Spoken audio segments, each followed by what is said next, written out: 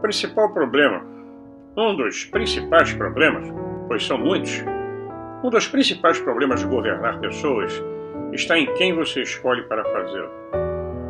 Ou melhor, em quem consegue fazer com que as pessoas deixem que ele faça isso com elas. Resumindo, é um fato bem conhecido que todos os que querem governar as outras pessoas são, por isso mesmo, os menos indicados para isso. Resumindo o resumo, qualquer pessoa que se tornar presidente não deveria, em hipótese alguma, ter permissão para exercer o cargo. Resumindo o resumo do resumo, as pessoas são um problema. Então esta é a situação que encontramos. Uma sucessão de presidentes galácticos que curtem tantas diversões e bajulações decorrentes do poder que muito raramente percebem que eles não estão no poder. E nas sombras atrás deles, quem está? Quem pode governar se ninguém que queira fazê-lo pode ter permissão para exercer o cargo?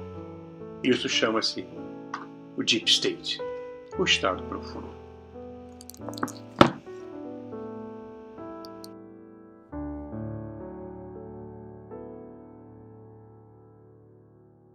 Quando os Elohim nos fizeram a sua imagem e semelhança, deixaram também em nosso DNA uma programação mental que nos faz terráqueos, e com ela trouxe a nossa capacidade de analisar entre o bem e o mal. O lado negativo expressa violência, luxúria e a nossa face hostil. Mas em um líder, o lado negativo faz dele um forte. Porém, em um líder, o lado do bem controlado e conduzido é vital para a sua força. Mas, sem o equilíbrio do lado negativo, ele irá perder o poder de comando. E assim fomos feitos, a imagem deles e a semelhança.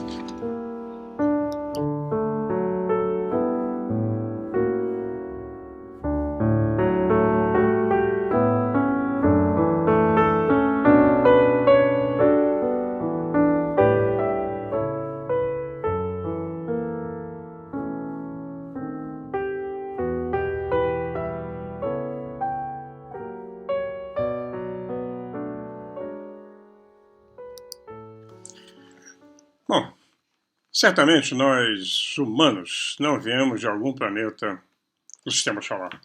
Não tem como. Todos são nós, são horríveis.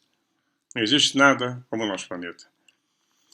E as evidências contra o fato de que nós não evoluímos aqui na Terra são esmagadoras. Nós somos de fora. As evidências contra o fato de nós não termos evoluído na Terra são tão grandes que não tem como pensar, né? E nós vamos tentar mostrar algumas evidências, algumas provas ao longo de pelo menos mais 2 vídeos. Eu fiz um vídeo sobre esse assunto no passado, acho que ainda quando morava no Canadá, e agora eu estou fazendo uma versão expandida, que o assunto é pertinente, né? Então vamos discutir várias questões, de onde provavelmente nós viemos. Quem nos trouxe até aqui, o planeta Terra? Por que eles escolheram a Terra como um novo lar? Um novo lar para nós.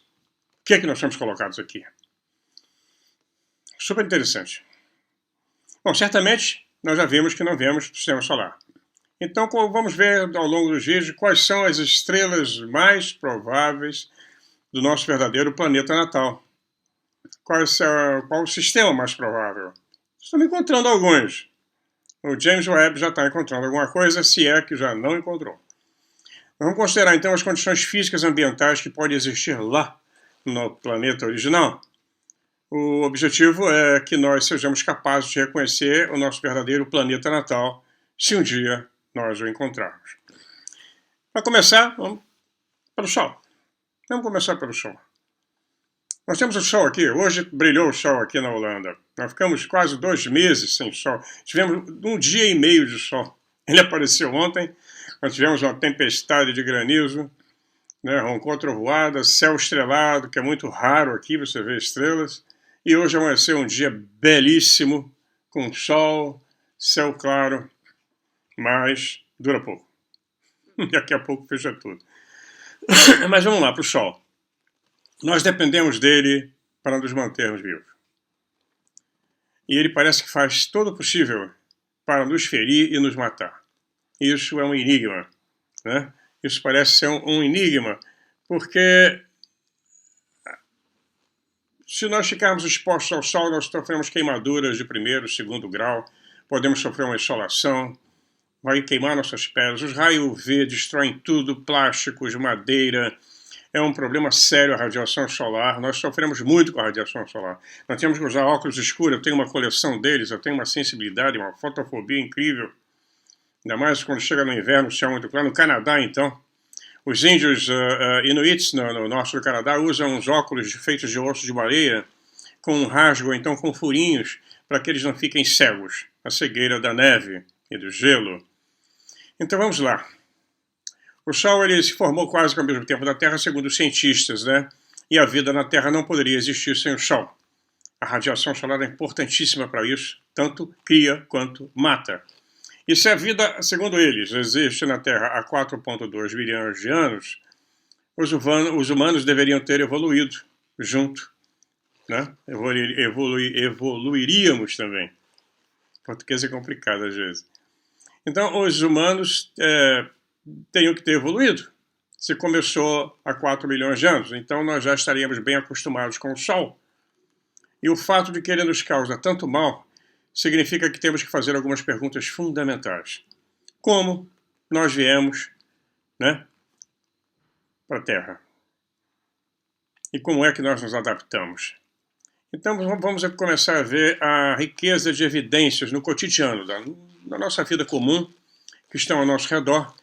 E aí eu acho que muita gente vai chegar à conclusão que nós somos de fora, que definitivamente nós não somos da Terra. Né? Eu já fiz no outro vídeo, eu mostrei as gaivotas no temperatura de 20 graus abaixo de zero, e as gaivotas voando, os patinhos nadando no Lago Erie, totalmente congelado, com alguns, não totalmente congelado, com algumas partes com água ainda não congelada, os patinhos nadando, as árvores voando, os esquilos sobrevivem, os ursos, as marmotas. Então, todo o sistema animal, toda a cadeia, né, biológica do planeta Terra está adaptada para esses climas hostis e nós não.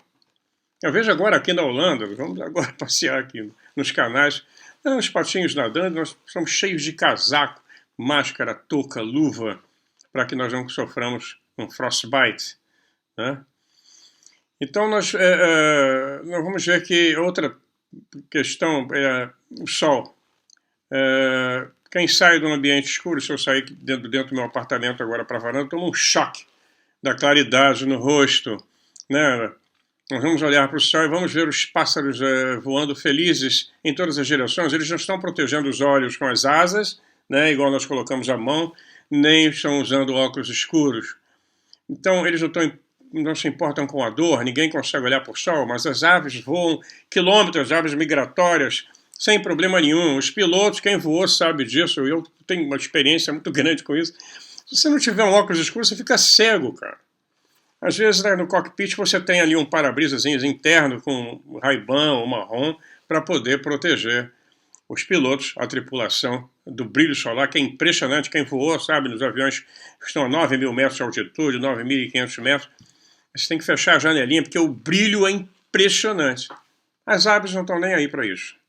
Então, nós, depois de bilhões de anos, né, estamos crescendo junto com o nosso planeta, deveríamos estar sentados no topo da cadeia evolutiva.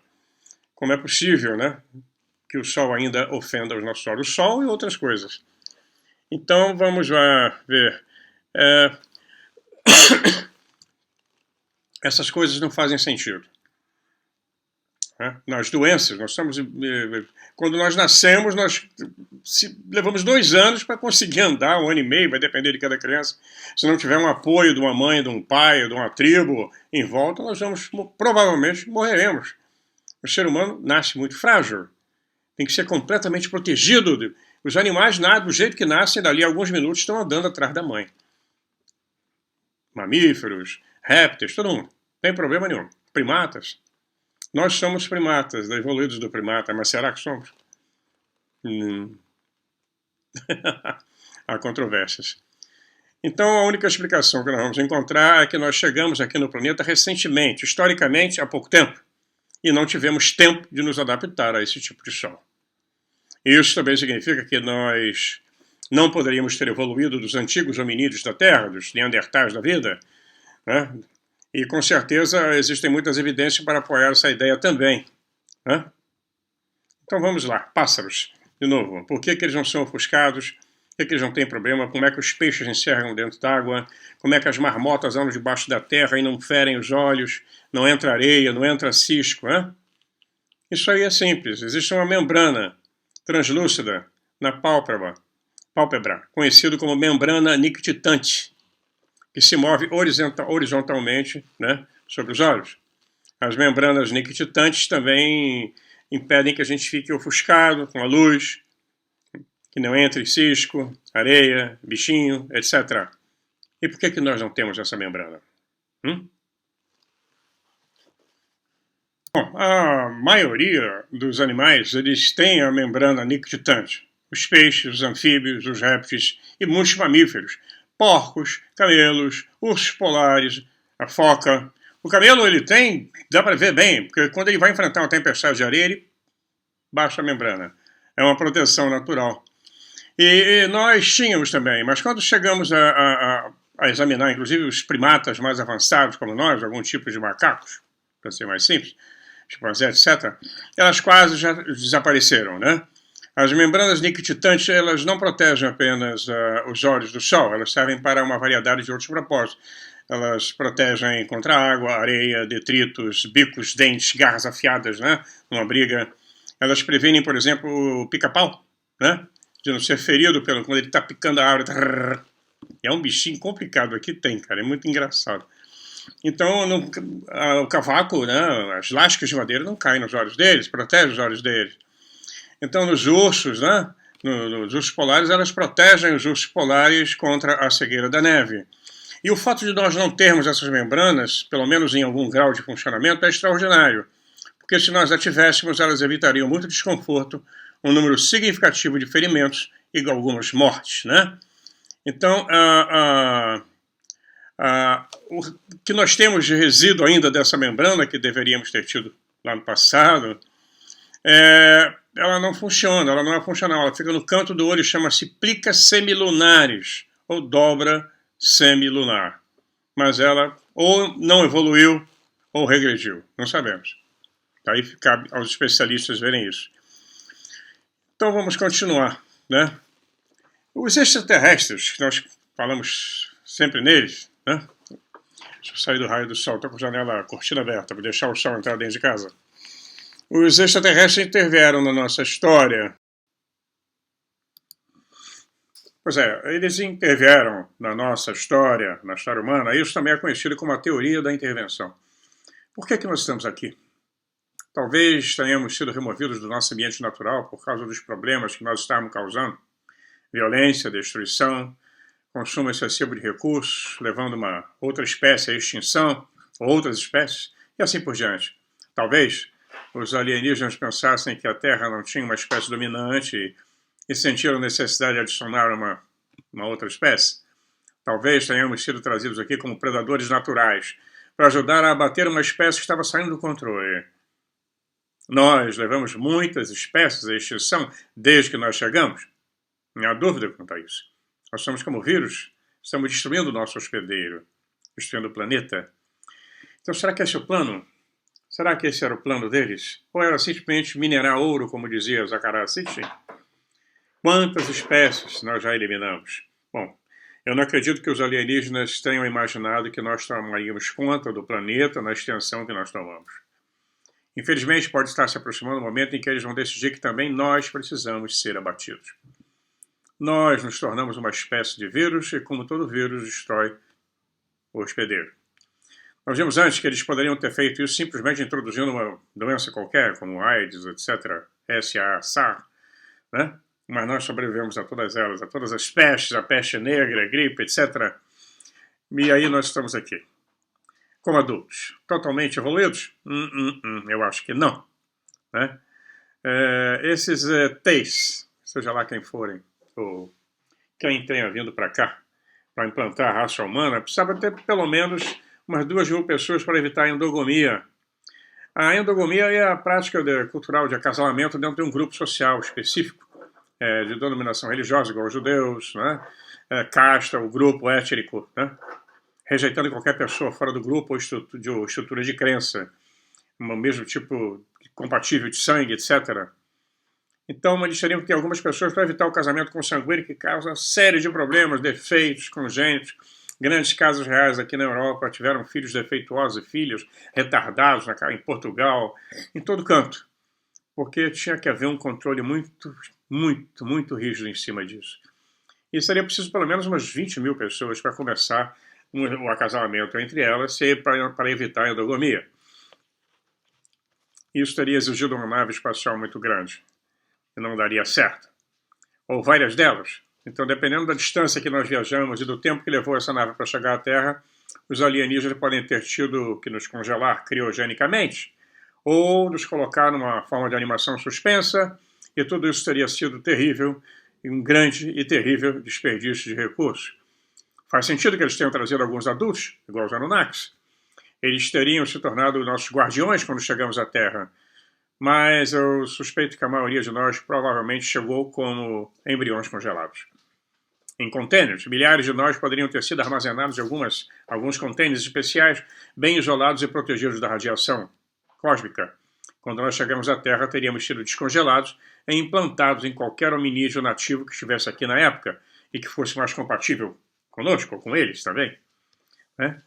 Então, veja bem, isso pode ser que se encaixa um pouquinho na teoria do Sitchin, né?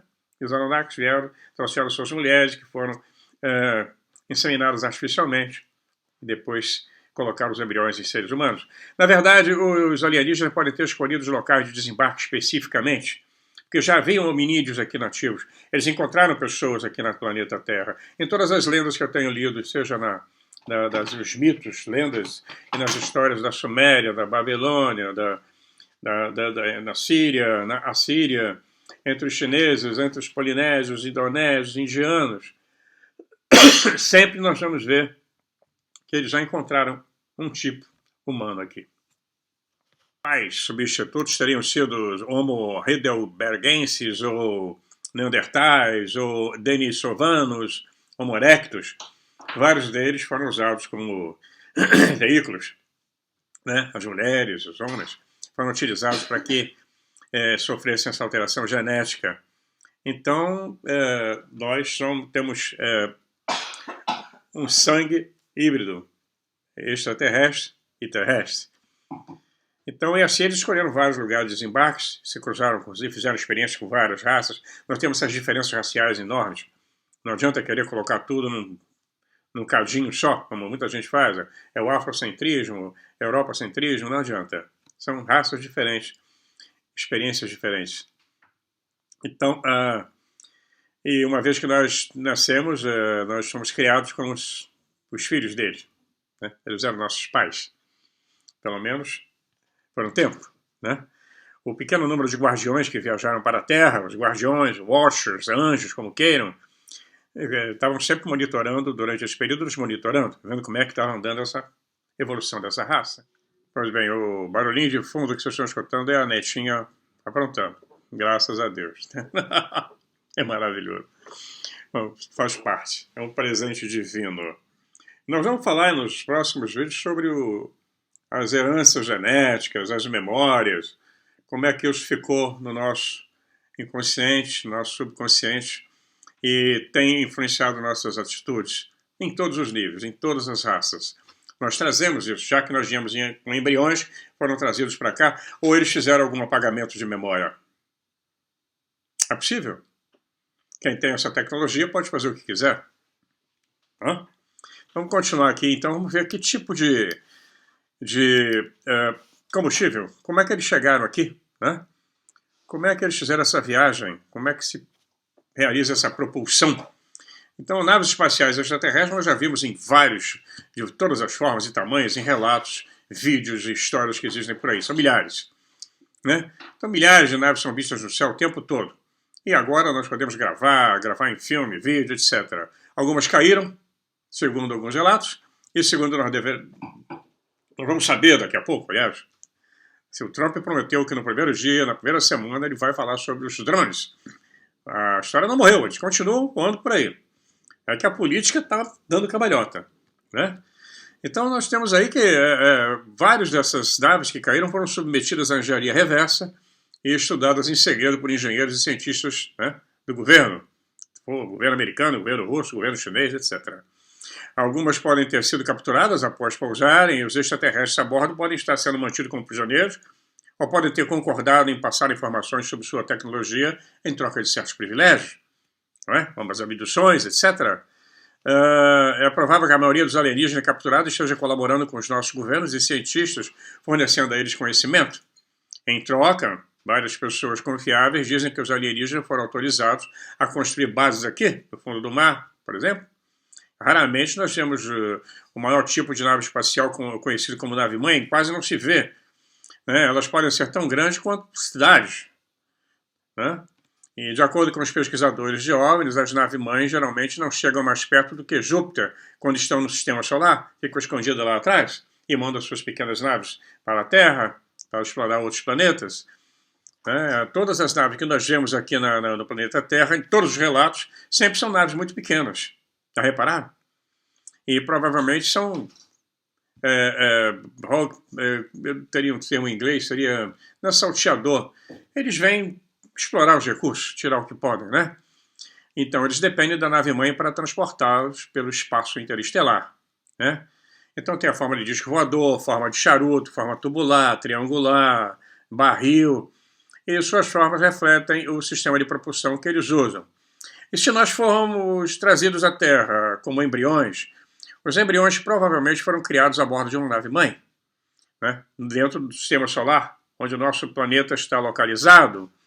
Os óvulos e os espermatozoides usados para criá-los teriam sido coletados e abduzidos de nosso planeta natal e qualquer manipulação genética teria ocorrido lá também. É um ponto para pensar. Os embriões teriam, então, sido autorizados a se desenvolver por um tempo para garantir que fossem viáveis antes de serem trazidos à Terra, já sofrendo a influência do nosso Sol. A coleta de óvulos e espermatozoides provavelmente ocorreu em um dos seus maiores saltadores de planeta, salteadores, né? Que tinham seu próprio centro cirúrgico. Salteadores, porque traduzido em inglês é complicado, seriam esses intrusos, né? Que teriam levado tudo para a nave-mãe e lá fazer suas experiências. Caso contrário, eles teriam que transportar cada abduzido até a nave-mãe mais próxima. O que não fizeram, isso aí não faz muito sentido, né?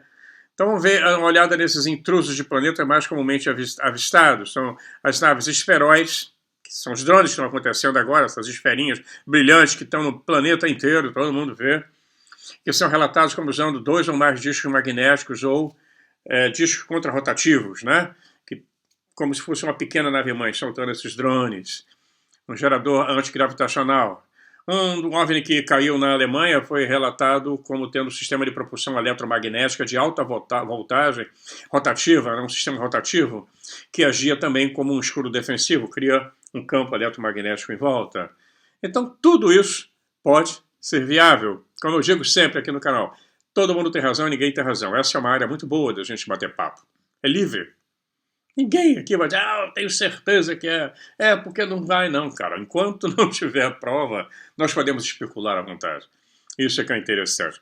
Então vamos continuar a bater um papo sobre essa história toda que eu estou comentando com vocês, né, sobre as provas, as evidências, não são provas, são evidências de que nós viemos de fora. Fomos trazidos para cá como parte de uma experiência genética, parte de uma experiência de povoamento, sabe-se lá, pode ser tudo. Uma experiência espiritual, colocados aqui para evoluirmos, ver se a gente consegue passar de ano. Complicado, é um planeta complicado. Se eu fosse um ET, eu passaria longe daqui. É um planeta que nós estamos vendo, estamos passando esse início de ano, eu comentei com vocês, que ia ser uma cambalhota atrás da outra. Dia 20 está chegando, e as coisas estão acontecendo.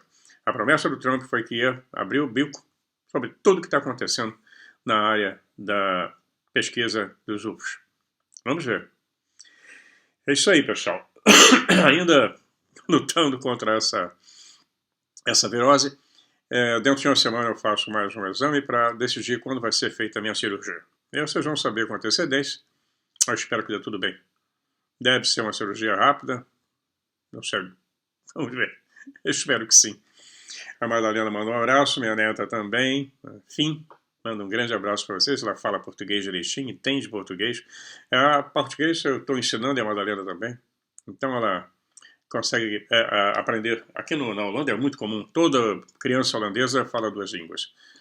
Vai falar a língua natal, que é o holandês, e sempre a segunda língua é o inglês. E quando já vão para a escola, começam a aprender outras. Isso desenvolve o cérebro das crianças de uma maneira incrível. É impressionante o que desenvolve. Existem estudos comprovando isso. A criança aprender duas línguas aumenta a capacidade cerebral, cognitiva, tudo. Por isso é super importante. Infelizmente, no Brasil, a coisa não anda bem assim. Uma boa semana para vocês. Eu prometo estar de volta até o final de semana com mais um vídeo, continuar com esse assunto e mais alguma novidade se acontecer, ok? Até lá. Fiquem na paz.